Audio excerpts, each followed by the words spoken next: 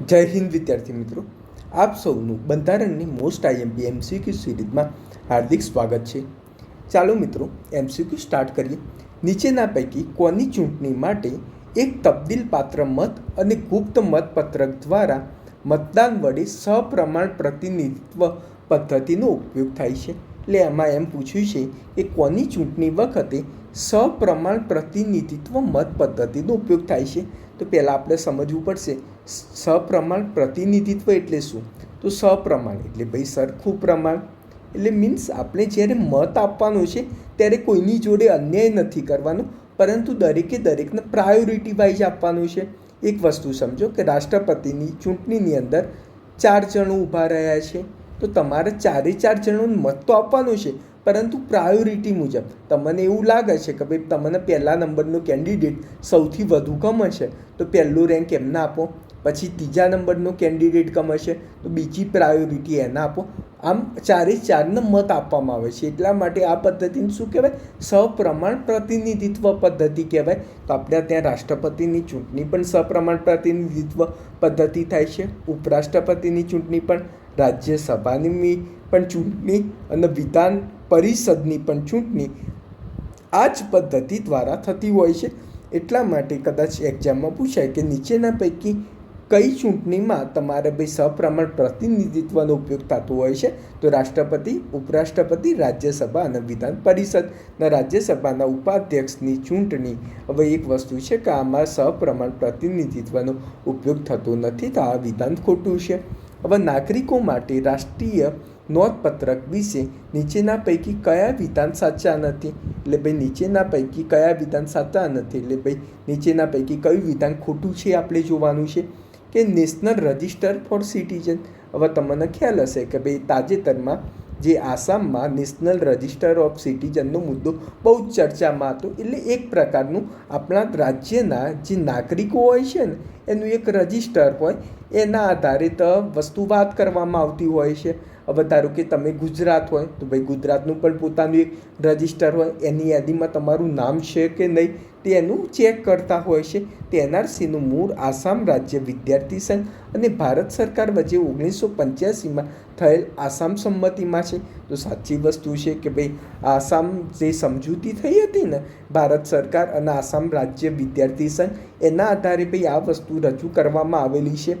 રાષ્ટ્રીય નાગરિક નોંધપત્રક આસામના તમામ કાયદાકીય નાગરિકોની સૂચિ છે. સાચી વસ્તુ છે કે આસામના જે કાયદાકીય રીતે જે નાગરિકો છે તેના દરેક નાગરિકોનો સમાવેશ થાય છે, તો એ પણ સાચી વસ્તુ છે. એનઆરસી માર્ચ 1971 સુધીમાં જેમના નામ કોઈપણ મતદાર યાદીમાં છે તેવી વ્યક્તિઓ અને તેમના વંશજોનો સમાવેશ થાય છે, તો આ પણ સાચી વસ્તુ છે કે માર્ચ 1971 પહેલાં જેટલા પણ વ્યક્તિ મતદાર યાદીમાં છે તેવા વ્યક્તિઓ અને તેમના વંશજોનો ભાઈ સમાવેશ ભાઈ એનઆરસીની અંદર કરવામાં આવેલો છે.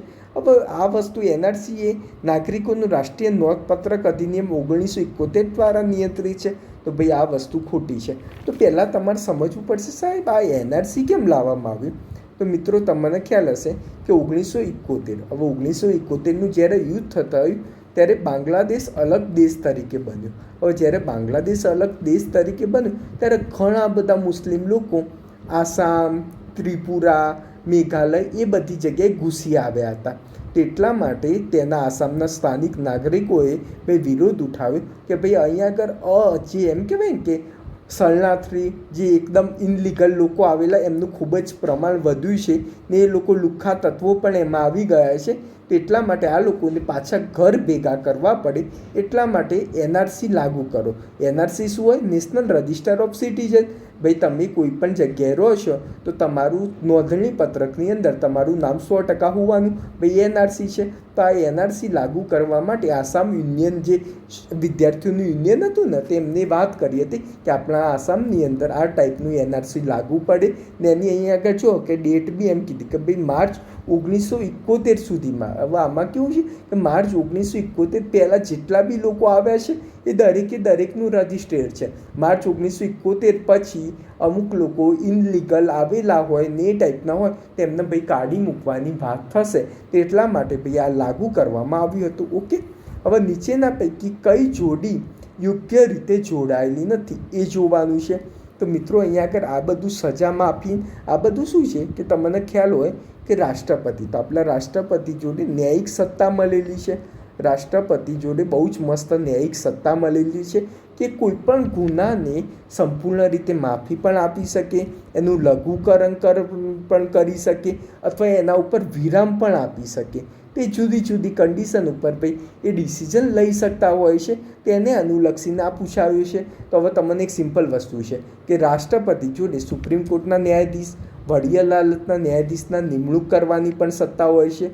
રાષ્ટ્રપતિ સુપ્રીમ કોર્ટના ન્યાયાધીશ જોડે ભાઈ સલાહ પણ માગી શકે છે, પરંતુ એ સુપ્રીમ કોર્ટવાળા જે સલાહ આપે એ રાષ્ટ્રપતિને માનવું એ બંધન કરતા નથી.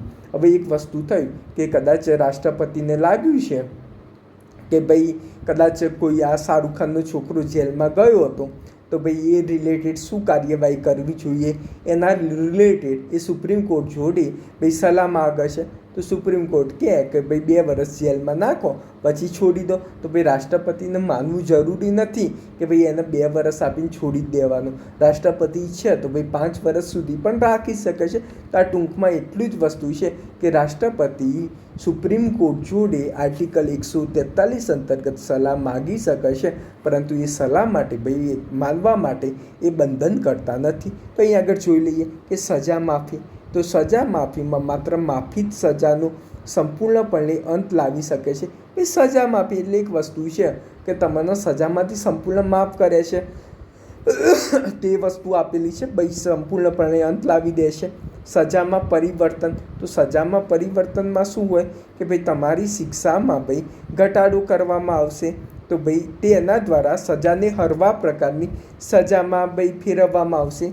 હવે એક વસ્તુ સમજો કે શિક્ષામાં ઘટાડો, તો અમુક લોકોને કઠોર પ્રકારની સજા હોય તેની જગ્યાએ ભાઈ સિમ્પલ પ્રકારની સજા કરશે. હવે સજામાં ઘટાડો. હવે સજામાં ઘટાડો શું છે કે કોઈ વિશિષ્ટ કારણોસર સજામાં ઘટાડો. તો ભાઈ આ સજામાં ઘટાડો એને ના કહેવાય.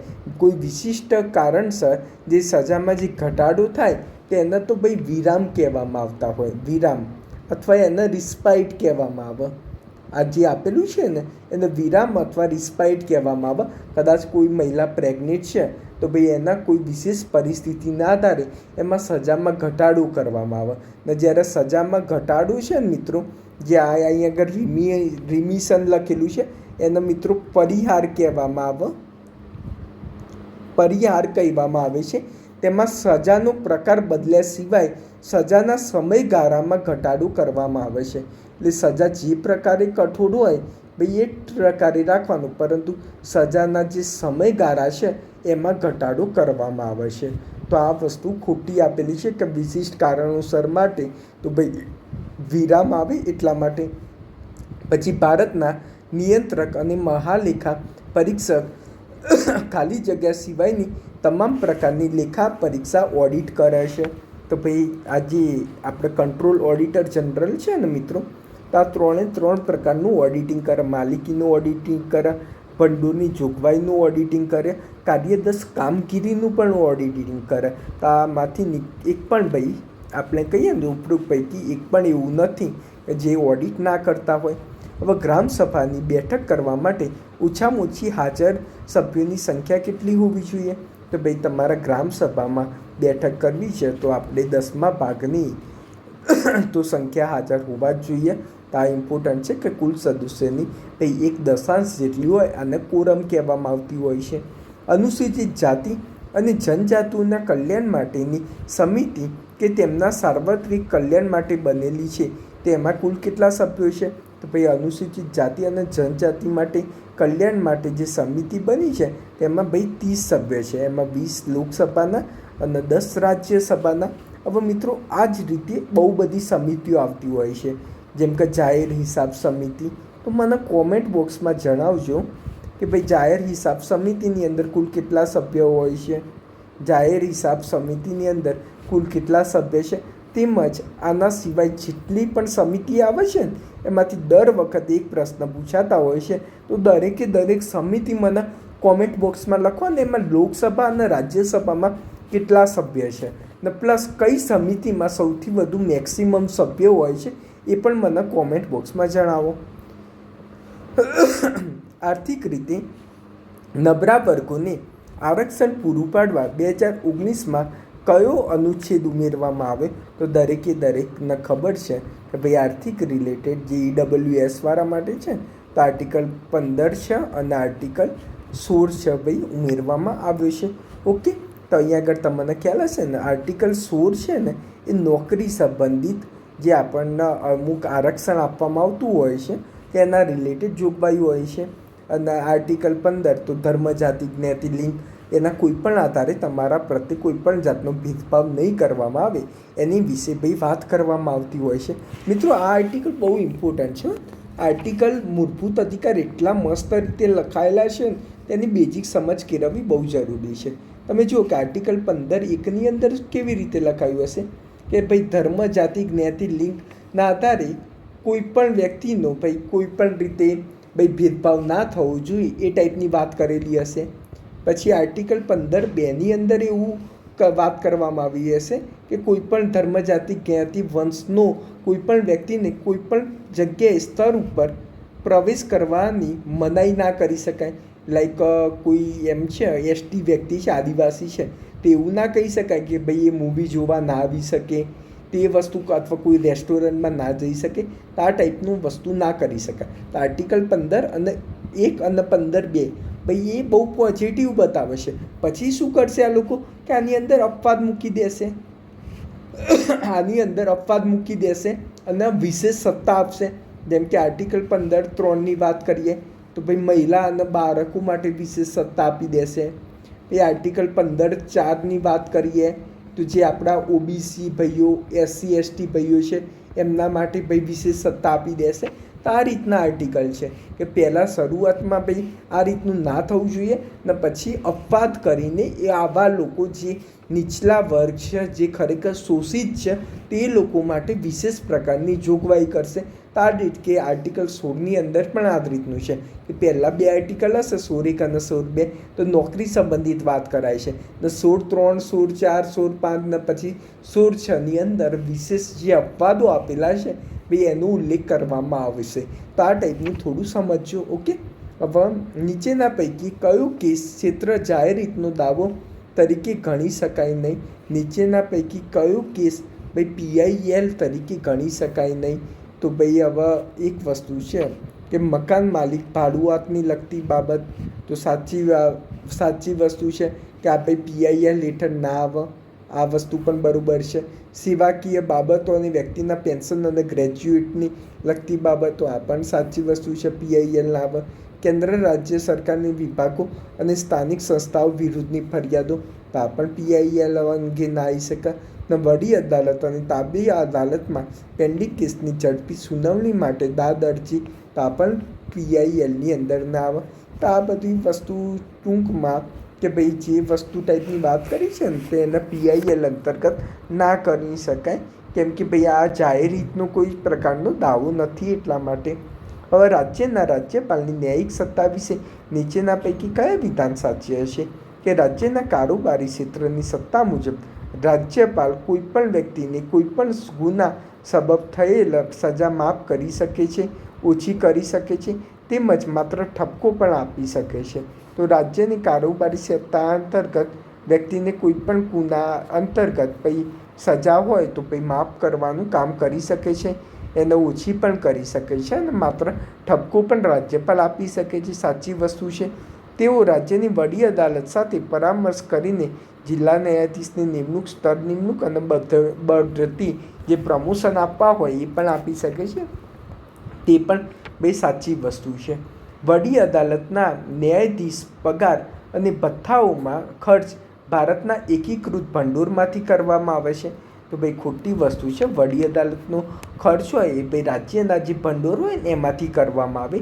વડી અદાલતના કર્મચારી વર્ગના પગાર, ભથ્થા તેમજ પેન્શન તથા વહીવટી ખર્ચા રાજ્યના એકત્રિત ભંડોળમાંથી આ કરવામાં આવે છે. તો ભાઈ સાચી વસ્તુ છે. ભાઈ વડી અદાલતના હોય તો ભાઈ રાજ્ય રિલેટેડ વર્ક કરતું હોય તો સ્વાભાવિક વસ્તુ છે, રાજ્યમાંથી જ ખર્ચો ઉઠાવશે ને. વડી અદાલતના નિવૃત્ત ન્યાયાધીશ સર્વોચ્ચ અદાલત સિવાયની અન્ય કોઈ અદાલતમાં પ્રેક્ટિસ કરી શકે નહીં. તો વડી અદાલતના નિવૃત્ત ન્યાયાધીશ સર્વોચ્ચ અદાલત સિવાય અન્ય કોઈ અદાલતમાં પ્રેક્ટિસ કરી શકે નહીં. તો ભાઈ ખોટી વસ્તુ છે કે અન્ય કોઈ પણ અદાલતની અંદર ભાઈ પ્રેક્ટિસ કરવી હોય તો ભાઈ એ કરી શકે. તો કયા વિધાન સાચા છે? તો માત્ર 2 જ સાચું છે. નીચેના પૈકી કઈ સેવાઓ કેન્દ્રીય વહીવટી પંચ વહીવટી ન્યાય પંચના ક્ષેત્રાધિકાર હેઠળ સમાવિષ્ટ છે? તો ભાઈ જે આપણે ટ્રિબ્યુનલ છે ને વહીવટી ન્યાય પંચ એના અંતર્ગત સમાવેશ છે. તો ભાઈ જે કેન્દ્રીય મુલકી સેવા છે ને એ પણ CATની અંતર્ગત સમાવેશ છે.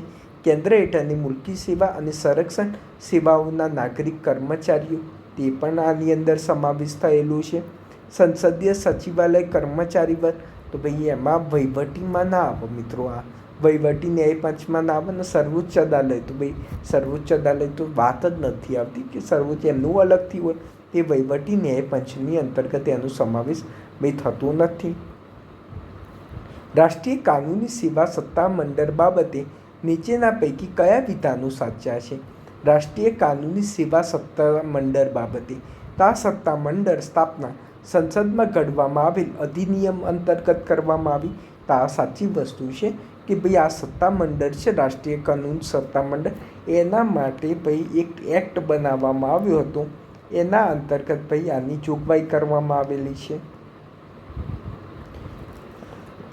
પ્રત્યેક રાજ્યમાં રાજ્ય કાનૂની સેવા સત્તા મંડળની રચના કરવામાં આવે છે. તો આ પણ સાચી વસ્તુ છે કે પ્રત્યેક રાજ્યમાં રાજ્ય કાનૂની સેવા સત્તા મંડળની રચના કરવામાં આવી છે. ભારતની સર્વોચ્ચ અદાલતના મુખ્ય ન્યાયમૂર્તિ આ સત્તા મંડળના કારોબારી અધ્યક્ષ તરીકે કાર્ય કરે છે. તો ભાઈ ખોટી વસ્તુ છે, એવું નથી હોતું કે રાજ્યના મુખ્ય ન્યાયમૂર્તિ સત્તા મંડળના અધ્યક્ષ તરીકે મિત્રો વર્ક કરે. પંચાયતી રાજ વ્યવસ્થા અંગેની અશોક મહેતા સમિતિની ભલામણો બાબતે નીચેના પૈકી કયા વિધાનો સાચા છે? કે ન્યાય પંચાયતોના વિકાસથી અલગ તંત્ર તરીકે રાખવી જોઈએ. તો સાચી વસ્તુ છે કે ન્યાય પંચાયતોના વિકાસથી અલગ તંત્ર તરીકે રાખવી જોઈએ. કે ભાઈ ન્યાય પંચાયતો છે ને તેમના અલગ તંત્ર તરીકે ભાઈ વિકસાવવું જોઈએ. પંચાયતની ચૂંટણીના તમામ સ્તર ઉપર રાજકીય પક્ષોની સત્તાવાર સહભાગિતા હોવી જોઈએ. એટલે મીન્સ એમાં એ વસ્તુ કહેવામાં આવી છે કે જે ચૂંટણી હોય એ પક્ષીય ધોરણે થવી જોઈએ. પક્ષીય ધોરણ એટલે જે BJP કોંગ્રેસ હોય એ પ્રકારે થવી જોઈએ. આવી અશોક મહેતાએ ભલામણ કરી હતી. લાયકાત ધરાવનાર ન્યાયાધીશ દ્વારા ન્યાય પંચાયતની અધ્યક્ષતા થવી જોઈએ. તો આ પણ સાચી વસ્તુ છે કે ભાઈ ન્યાય પંચાયતની અધ્યક્ષતા લાયકાત ધરાવતા ન્યાયાધીશ દ્વારા થવી જોઈએ. ભારતના ચૂંટણી પંચ વિશે નીચેના પૈકી કયું વિધાન સાચું છે? તો ચૂંટણી પંચના સદસ્યની લાયકાત બાબતે બંધારણમાં સ્પષ્ટ ઉલ્લેખ કરવામાં આવે છે. બે ખોટી વસ્તુ છે. ચૂંટણી પંચના સદસ્ય વિશે બંધારણમાં કોઈ પણ પ્રકારનો ઉલ્લેખ નથી. ચૂંટણી પંચના સદસ્યની મુદત બાબતે બંધારણમાં નિર્દેશ કરેલ નથી. હવે એક વસ્તુ સમજો કે આ બંનેમાંથી કયું સાચું છે? તો બીજા બે તો જોવાના જ નથી આવતા. આ બંનેમાંથી એક કદાચ બંધારણની અંદર ભાઈ ઉલ્લેખ છે તો નથી. તો આ 50% તો તમારે સાચું પડવાના ચાન્સ થઈ ગયા ને. જે ચૂંટણી પંચના સદસ્યની મુદત બાબતે બંધારણમાં નિર્દેશ કરેલ નથી. ને એક વસ્તુ સમજો કે ભાઈ આ ટાઈપના પ્રશ્ન કેમ પૂછાય? એક વસ્તુ કે ચૂંટણી પંચનો બંધારણની અંદર ઉલ્લેખ જ હોય તો આ ટાઈપનો પ્રશ્ન એમને પૂછવાનો વિચાર જ ના આવે.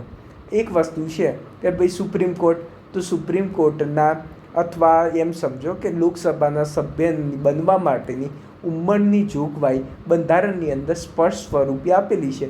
તો તમને એમ પૂછે કે ભાઈ લોકસભાના સભ્ય બનવું હોય તો તમારે મિનિમમ ઉંમર કેટલી હોવી જોઈએ? રાજ્યસભાના સભ્ય બનવું હોય તો મિનિમમ ઉંમર કેટલી હોવી જોઈએ? એ ટાઈપનો પ્રશ્ન પૂછાય. તો એવું થોડું પૂછાય કે ભાઈ લોકસભાના સભ્ય બનવાની ઉંમરનો ઉલ્લેખ બંધારણની અંદર કરેલો નથી. આ ટાઈપનું સ્ટેટમેન્ટ આવે જ નહીં.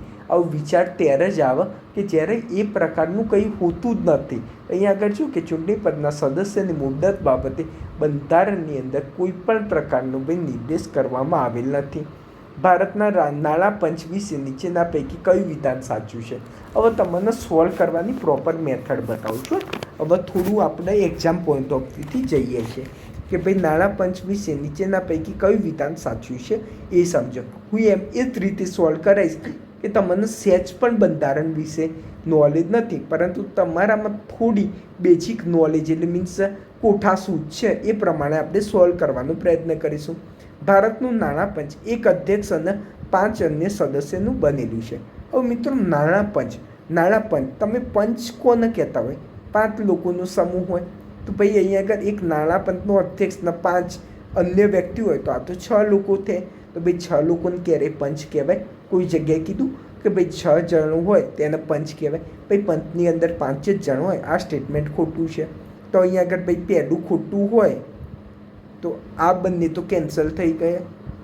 આ બે હવે તમને 50% તો સાચું પડવાના ચાન્સીસ થઈ ગયા.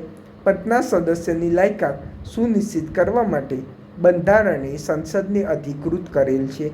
તો પંચના સદસ્યની લાયકાત સુનિશ્ચિત કરવા હવે કોઈ પણ પંચ હોય તો ભાઈ એની લાયકાત તો ભાઈ સંસદ જ કરે. તો ભાઈ આ વિધાન પણ સાચું છે. સુદૃઢ નાણાં વ્યવસ્થાના હિતમાં રાષ્ટ્રપતિ કોઈ પણ બાબત નાણાં આયોગને સલાહ સૂચન માટે મોકલી શકે છે. તો સાચી વસ્તુ છે. નાણાં પંચ માટે રાષ્ટ્રપતિ ભાઈ કોઈ પણ પ્રકારની સલાહ જોઈતી હોય તો રિપોર્ટ કરતું હોય તો ભાઈ એને મોકલી જ શકે ને કે ભાઈ એમના આ ટાઈપની અલગ અલગ પ્રકારની ભાઈ માહિતી લેવી છે તો એ વસ્તુ કરી શકે. આ વખતે તમને ઘણી એવી વસ્તુ મોકલેલી હતી કે રક્ષા, તો રક્ષા ઉપર રાજ્યએ જે ખર્ચ હોય ને તે એમાં ભાઈ ફાળો આપવાની જરૂરિયાત છે તે ટાઈપ વિશે પણ મોકલેલું હતું કે અત્યાર સુધી દરેક રક્ષા રિલેટેડ ખર્ચ હતું એ કેન્દ્ર સરકાર કરતા હતા, પરંતુ આ વખતે નાણાં પંચને કીધું છે કે ભાઈ જવાબદારી તમે આપો રાજ્યને કે રાજ્ય પણ ખર્ચો ઉઠાવે.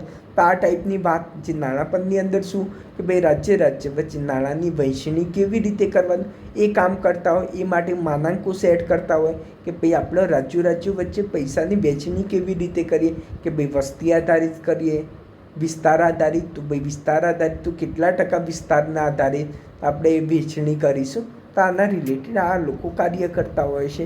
ભારતના બંધારણના હેતુમાંનો આર્થિક ન્યાયની જોગવાઈ કે શેમાં છે? તો ભાઈ આપણા આર્થિક ન્યાયની જોગવાઈ છે કે આમુખ અને રાજનીતિના માર્ગદર્શક સિદ્ધાંતની અંદર ભાઈ આર્થિક ન્યાયની જોગવાઈ છે. હવે આમાં પણ લોજિક છે. હવે તમારે કંઈ વાંચ્યું ના હોય ને તો પણ તમને આવડે. ભાઈ આર્થિક ન્યાય કોને કહેવાય કે ભાઈ ઇન્કમની ભાઈ સમાનતા રહે એ પ્રકારની વાત. હવે ઇન્કમની સમાનતા ક્યારે મૂળભૂત અધિકારમાં આપે તમને? ભાઈ મૂળભૂત અધિકારની અંદર આવે તો કાલ ઉઠીને મારી ઇન્કમ તમારા ઇન્કમ કરતાં બહુ ઓછી છે તો હું તો ભાઈ સુપ્રીમ કોર્ટમાં જઈશ કે ભાઈ મને તો આર્થિક ન્યાય જોઈએ, મને તો આના જેટલી ઇન્કમ જોઈએ. તે વસ્તુ પોસિબલ છે?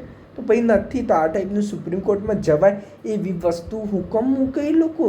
શું કામ આ વસ્તુ કરે? સિમ્પલ વસ્તુ છે. તે લોકો રાજનૈતિક માર્ગદર્શક સિદ્ધાંતની અંદર જ મૂકે તો રાજ્યને ફરજ પાડે કે તમે એવો પ્રયત્ન કરો કે રાજ્યની અંદર જે લોકોમાં જે અસમાનતા રહેલી છે, જે આર્થિક અસમાનતા રહી છે તે દૂર થાય. દરેક ગરીબમાં ગરીબ વ્યક્તિને એવી તક મળે જેના કારણે અમીર વર્ગ જોડે ધીરે ભાઈ કમ્પેરિઝન કરી શકે. તો આ વસ્તુ રાજ્યની ફરજ જ આપી શકે. ભાઈ રાજ્ય પૂરેપૂરું ટ્રાય કરવા કહી શકે, પરંતુ આ વસ્તુ કમ્પલસરીમાં ક્યારેય ના મુકાય. તો આ ભાઈ આરામથી આ વસ્તુ ખબર પડી જાય. પછી નીચેના પૈકી કયા વિધાનોમાં ભારતના બંધારણમાં ઉલ્લેખ કરવામાં આવેલ મૂળભૂત ફરજોના ભાગરૂપ છે? તો હવે એક વસ્તુ છે, મૂળભૂત ફરજો કેવી હોય? હવે મૂળભૂત ફરજો કાંઈની પોઝિટિવ જ હશે. કોઈને મારી નાખવો એ ટાઈપની તો કદી મૂળભૂત ફરજની અંદર ઉલ્લેખ નહીં હોય. તો અહીંયા આગળ જો કે ધાર્મિક, પ્રાદેશિક, ભાષાકીય સંવાદિતા અને સમાન બંધુત્વની ભાવનાની વૃદ્ધિ કરવી. આપણે કદાચ વાંચ્યું ના હોય ને તો પણ એ વસ્તુ ખબર પડી જાય કે ભાઈ સમાન બંધુત્વની વાત હોય આપણા મૂળભૂત ફરજની અંદર કરવામાં આવે જેના કારણે જે કોમી વિવાદો એ ટાઈપનું અટકાવી શકાય. તો ભાઈ આ પણ સાચું છે. 6 થી 14 વર્ષ સુધીના વયના બાળકોને ભાઈ શિક્ષિત કરવા જોઈએ. 11મી મૂળભૂત ફરજ છે જે 86મો બંધારણને સુધારો 2002ની અંદર ઉમેરવામાં આવી હતી. તો પણ આખા ગામને ખબર હોય. બિનસાંપ્રદાયિકના સિદ્ધાંતોને ઉત્તેજન આપવું. ભાઈ આ ટાઈપનું કદી બિનસાંપ્રદાયિકના સિદ્ધાંતોને ઉત્તેજન આપવું આ ટાઈપનું ક્યારેય મૂળભૂત ફરજની અંદર ઉલ્લેખ નથી થયો. તો ભાઈ આ ખોટી વસ્તુ છે. નીચેના પૈકી કયો અનુચ્છેદ ઇન્ટરનેટના ઉપયોગની જોગવાઈ કરે છે? હવે એક વસ્તુ છે કે આર્ટિકલ 21 રાઇટ ટુ પ્રાઇવસી છે. ભાઈ ઇન્ટરનેટનો ઉપયોગ શું છે? ભાઈ ઇન્ટરનેટનો ઉપયોગ તમને છૂટ આપે તો રાઇટ ટુ પ્રાઇવસી અંતર્ગત જ આવે છે ઇન્ટરનેટનો ઉપયોગ. તો આર્ટિકલ 21 અંતર્ગત ભાઈ આર્ટિકલ જે ઇન્ટરનેટના ઉપયોગની ભાઈ જોગવાઈ કરવામાં આવેલ છે. ઓકે.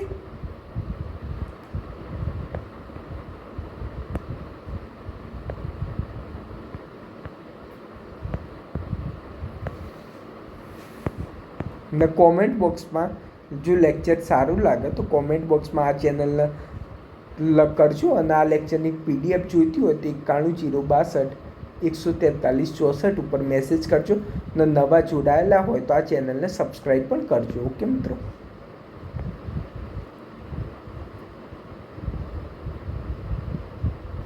અહીંયા આગળ મોસ્ટલી બંધારણ અને ઇકોનોમિક્સના જે MCQ છે, તો અત્યારે જે પણ આવેલા છે ને એ બધા ઇકોનોમિક્સના MCQ છે. હવે બહુ મસ્ત MCQ પૂછાય છે કે સંસદમાં અંદાજપત્રની રજૂઆત એ ખાલી જગ્યા જવાબદારી છે. ભાઈ અંદાજપત્ર, ભાઈ બજેટ રજૂ કરવું એ કેવી જવાબદારી છે? તો ભાઈ બંધારણીય જવાબદારી છે. ભાઈ બંધારણની અંદર ઉલ્લેખ કરેલો છે કે ભાઈ તમારે બજેટ રજૂ કરવું પડે. આર્ટિકલ 112 જુઓ કે ભાઈ બજેટ વિશે વાત કરવામાં આવેલી છે. તો બંધારણની અંદર જે ઉલ્લેખ કરેલો હોય ને એને ભાઈ બંધારણીય જવાબદારી કહેવાય. ઓકે.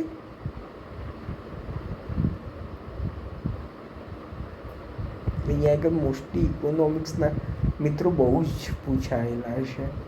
આપણે ઇકોનોમિક્સની સિરીઝ બી ટૂંકમાં સ્ટાર્ટ કરીશું, પરંતુ અત્યારે સચિવાલયની એક્ઝામ છે તો પહેલાં આપણે એક કામ એ જ કરીએ કે સચિવાલય વિશે જ ઉપર મેક્સિમમ ફોકસ કરીએ. ઓકે. નીચેના પૈકી કયું વિધાન સત્ય છે એ જોવાનું.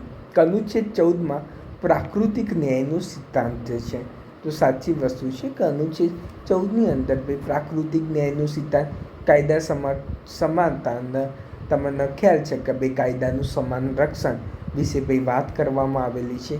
મિનર્વા મિલ્સ વિરુદ્ધ ભારત સંઘ કેસમાં કાયદાનું શાસન એ બંધારણના પાયાના માળખા તરીકે ઘોષિત કરવામાં આવ્યું. તો ભાઈ ખોટી વસ્તુ છે. ભાઈ મિનર્વા મિલ્સની અંદર કાયદાનું શાસન પાયાના માળખા તરીકે નહોતું ઘોષિત કરવામાં આવ્યું. લોકશાહીમાં પ્રત્યેક વોટ સમાન મૂલ્ય ધરાવે છે. સાચી વસ્તુ છે કે ભાઈ દરેકે દરેક વ્યક્તિના વોટનું મૂલ્ય ભાઈ સમાન હોતું હોય છે. હવે ફાળવણી બિલ અંગે નીચેના પૈકી કયા વિધાન સત્ય છે એ જોઈએ કે ફાળવણી બિલ શું છે? તે બજેટ દરખાસ્તો પરની સામાન્ય ચર્ચા તથા અનુદાનની માગણી ઉપર મતદાન પછી દાખલ કરવામાં આવે છે.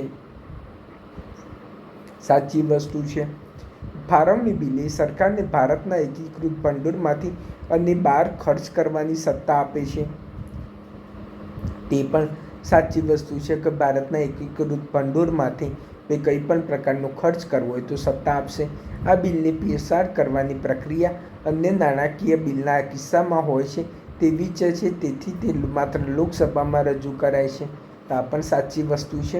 પરંતુ જો સરકાર લોકસભામાં સ્પષ્ટ બહુમત ન હોય તો સંયુક્ત બેઠક એ શક્ય છે. તો ભાઈ ખોટી વસ્તુ છે કે આ ટાઈપનું સંયુક્ત ક્યારેય નાણાકીય હોય ને બિલ તેની અંદર અમુકમાં સંયુક્ત બેઠક ક્યારેય ના બેસે. જે સામાન્ય વિધેયક હોય ને એમાં જ ભાઈ સંયુક્ત બેઠક બેસે. તો આ બે વસ્તુ ખોટી છે.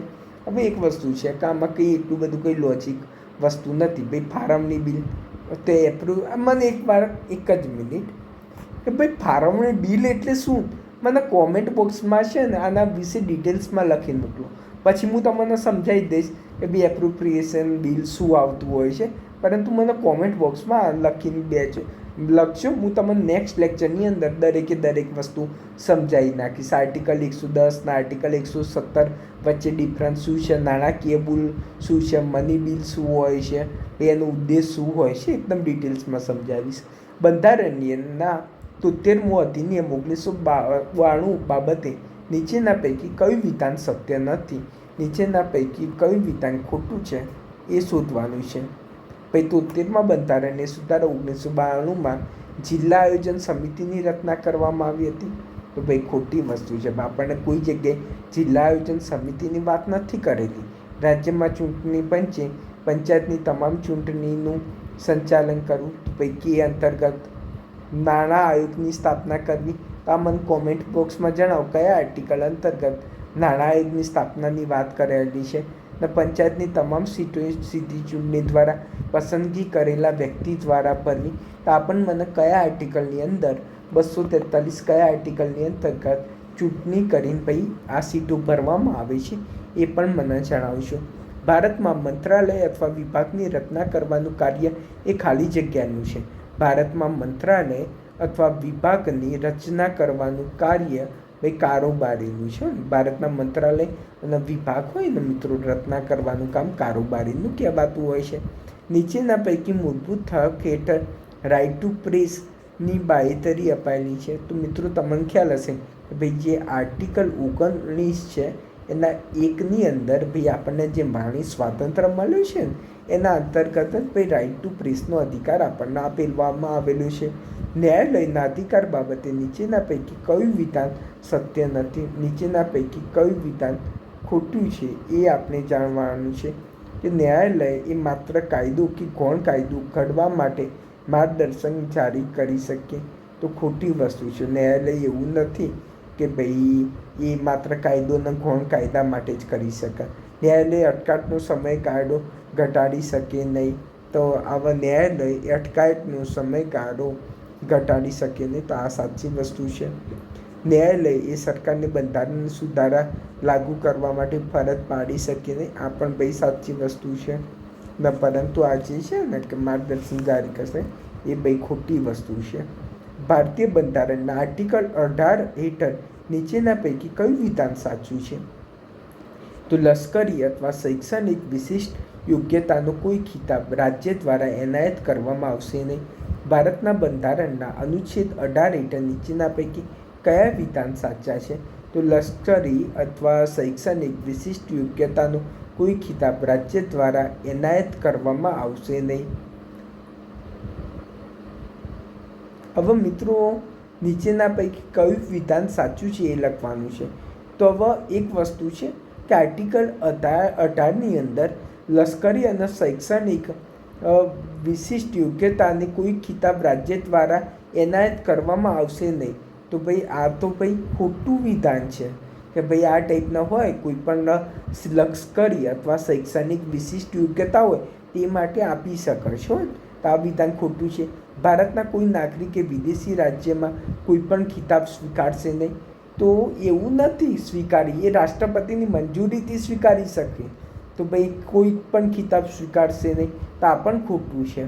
કોઈ પણ વ્યક્તિ ભારતનો નાગરિક નથી જ્યારે રાજ્ય હેઠળ નફાનો અથવા વિશ્વાસનો હોદ્દો ધરાવે ત્યારે રાષ્ટ્રપતિની મંજૂરી સિવાય વિદેશી રાજ્ય પાસેથી કોઈ ખિતાબ સ્વીકારશે નહીં. એટલે મીન્સ આ કેન્સલ જ થવું જોઈએ. આ યોગ્ય આપેલું જ નથી. નહીં તો આર્ટિકલ 18, હવે આર્ટિકલ 14થી 18ની અંદર સમાનતાનો અધિકાર આપેલો છે. તો સમાનતાની અધિકારની અંદર એવી વાત કરવામાં આવી છે કે કોઈ પણ વ્યક્તિ મોટા મોટા બિરુદ ધારણ ના કરી શકે. જેમ કે આપણે પહેલાં કેવું હતું કે અમુક લોકો પોતાની આગળ રાજા, મહારાજા એ બધા ખોટા નામો મોટા ધારણ કરતા હતા. એમ પરમ પૂજ્ય શ્રીને, ધર્મ ધુરંધરને આ બધા હોય ખોટા મોટા ઉપનામ ધારણ કરતા હતા. એટલે પરસ્પર લોકો વચ્ચે ભાઈ આ પ્રકારે ભેદભાવ થતો હતો. તેના કારણે ભાઈ નોંધ્યું કે ભાઈ આ ટાઈપના કોઈ પણ ઉપનામને એ બધું નહીં કરવાનું, સમજે. તો આર્ટિકલ 18ની અંદર આ ટાઈપના બિરુદો લેવાની ના પાડી. પરંતુ તમારા શૈક્ષણિક અથવા લશ્કરી તમને કોઈ ખિતાબ મળ્યો હોય ને તો એને કોઈ વસ્તુ નહીં, એ તમે લઈ શકો. શૈક્ષણિક અને લશ્કરી એ બે સિવાય તમે બીજા કોઈ પણ ખિતાબ ના લઈ શકો. પણ આ બેમાં તમે સારું એવું કામ કર્યું હોય તો મને ભાઈ જનરલ ને એ ટાઈપનું ઉપનામ મળે તો કંઈ વાંધો નથી. તું યોગ્ય વ્યક્તિ છે એટલા માટે. ને જ્યારે તમને વિદેશીઓ જોડેથી કોઈ ઉપનામ મળે ને તો રાષ્ટ્રપતિને તમારે મંજૂરી લેવી પડે કે ભાઈ તમને આ ટાઈપનું ઉપનામ મળેલું છે એ માટે. ઓકે. કેન્દ્રીય મંત્રીમંડળ બાબતે નીચેના પૈકી કયું વિધાન સત્ય છે? ભાઈ કેન્દ્રીય મંત્રીમંડળ બાબતે નીચેના પૈકી કયું વિધાન સત્ય છે જોવાનું છે. કે મંત્રીઓ રાષ્ટ્રપતિની રાજખુશી સુધી હોદ્દો ધરાવી શકે છે. તો સાચી વસ્તુ છે કે ભાઈ મંત્રીઓ રાષ્ટ્રપતિને જ્યાં સુધી ખુશ હશે ત્યાં સુધી ભાઈ એમને હોદ્દો મળશે. મંત્રીઓ પગાર અને ભથ્થાઓ રાષ્ટ્રપતિ દ્વારા નિશ્ચિત કરવામાં આવશે. ભાઈ સંસદ દ્વારા નક્કી થાય, રાષ્ટ્રપતિ નક્કી ના કરે. મંત્રી કે જે સતત 6 માસના ગાળામાં સંસદનું સદસ્ય ન હોય તો મંત્રી પદે એ રહી શકશે નહીં. તો ભાઈ તમારા ભાઈ સંસદ સભ્ય ના હોય 6 મહિના સુધી તો ભાઈ તમે મંત્રી પદ પર ના રહી શકો. મંત્રી બનવા માટે સંસદનું સભ્ય હોવું એ ખૂબ જ જરૂરિયાત છે. રાજ્ય વિધાનસભાના સભ્યોને ગેરલાયકાત ઠરાવવા મુદ્દે રાજ્ય વિધાનસભા અધ્યક્ષ હોદ્દા વિશે બાબત તાજેતરમાં સમાચારમાં હતી. આ અંગે નીચેના પૈકી કયા વિધાન સત્ય છે કે રાજ્ય વિધાનસભાના સભ્યોને ગેરલાયકાત ઠરાવવાના મુદ્દે હવે વિધાનસભાના અધ્યક્ષ હોદ્દા વિશે હવે જે તે રાજ્યના રાજ્યપાલ એ રાજ્યના વિધાનસભાના અધ્યક્ષની નિમણૂક કરે છે. તો આ સાચી વસ્તુ છે કે રાજ્યના રાજ્યપાલ એ રાજ્યના વિધાનસભાના અધ્યક્ષની ભાઈ નિમણૂક કરતા હોય છે. હવે જ્યારે રાજ્ય વિધાનસભાના અધ્યક્ષ તેના હોદ્દા પરથી દૂર કરવાનો ઠરાવ વિચારણા હેઠળ હોય ત્યારે અધ્યક્ષ એ રાજ્ય વિધાનસભાના અધ્યક્ષ સ્થાને રહી શકે નહીં. તો ખોટી વસ્તુ છે કે રાજ્ય વિધાનસભાના અધ્યક્ષ સ્થાને હોય મિત્રો એ રહી શકે પરંતુ મત ના આપી શકે. સદસ્યોને ગેરલાયકાત ઠરાવવા પ્રત્યે રાજ્ય વિધાનસભાના અધ્યક્ષનો નિર્ણય અંતિમ અને બંધારણ કરતા રહેશે. તો આ સાચી વસ્તુ છે કે રાજ્યના વિધાનસભાનો અધ્યક્ષ જે પણ ચુકાદો આવશે એ અંતિમ અને મિત્રો બંધન કરતા રહેશે. અખિલ ભારતીય ન્યાયિક સેવા બાબતે નીચેના પૈકી કયા વિધાન સત્ય છે? તો અખિલ ભારતીય ખ્યાલ એ ભારતના 42માં સુધારણા દ્વારા ઉમેરવામાં આવ્યો છે. તો સાચી વસ્તુ છે. ભારતમાં અખિલ ભારતીય ન્યાયિક સેવા રચના કરવા માટે રાજ્ય પરિષદના ઠરાવ દ્વારા પારિત થયેલો હોવો જોઈએ, જેમાં 2/3થી ઓછા નહીં તેવા સદસ્યો હાજર રહેલા જોઈએ અને તેમનું વોટિંગ કરેલું હોવું જોઈએ. તો આ પણ સાચી વસ્તુ છે કે 2/3થી ઓછા નહીં જેવા સદસ્ય હાજર રહે તે માટે. પછી નીચેના પૈકી કયું વિધાન સત્ય છે? તો ભાઈ બંનેમાંથી એક પણ વિધાન ભાઈ સત્ય નથી. કેન્દ્રીય સત્કર્તા આયોગ એ કેન્દ્ર સરકારની મુખ્ય તપાસ એજન્સી છે. તો કેન્દ્રીય સરકાર તો આ પણ ખોટું છે. અને એટર્ની જનરલને દૂર કરવાની પ્રક્રિયા અને આધારો બંધારણમાં સમાવિષ્ટ નથી. તો આ પણ ખોટું છે. ઓકે, તો આમાંથી કયો વિધાન સત્ય છે? તો એક પણ નહીં. ઓકે, તો હવે નેક્સ્ટ લેક્ચરની અંદર બીજા MCQની પ્રેક્ટિસ કરીશું.